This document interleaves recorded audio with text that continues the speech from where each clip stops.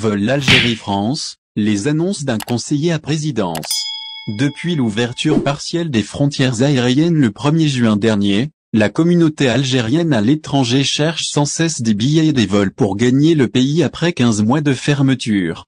Certains restent branchés sur les sites officiels des compagnies aériennes dans l'espoir de décrocher un billet, d'autres dénoncent la cherté des billets et la rareté des vols. Cependant, cette situation ne semble pas durer.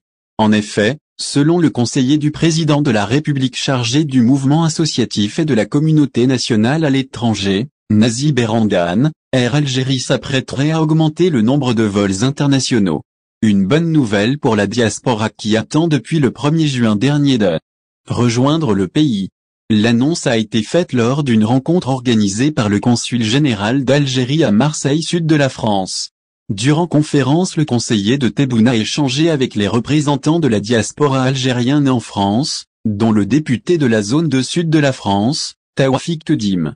Lors de la rencontre, le député Kedim a profité de l'occasion pour appeler les autorités à reprendre les dessertes aériennes et traversées maritimes afin de faciliter le retour au pays des Algériens. D'un autre côté, Nazi Berandane a fait savoir qu'il avait remis au président Tebboune une proposition d'augmentation du nombre de vols.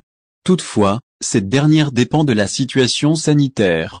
L'Algérie sur la liste rouge de la France à compter du samedi 21 août, l'Algérie sera officiellement classée sur la liste rouge de la France.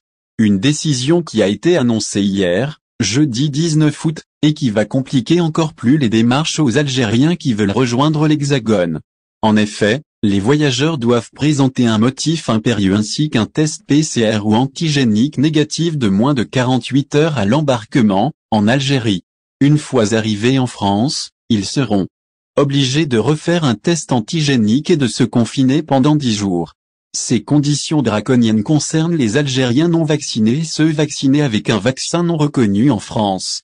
Quant à ceux qui ont reçu un des vaccins reconnus par la France Pfizer, Moderna, AstraZeneca et Johnson & Johnson, ils seront épargnés de ces démarches.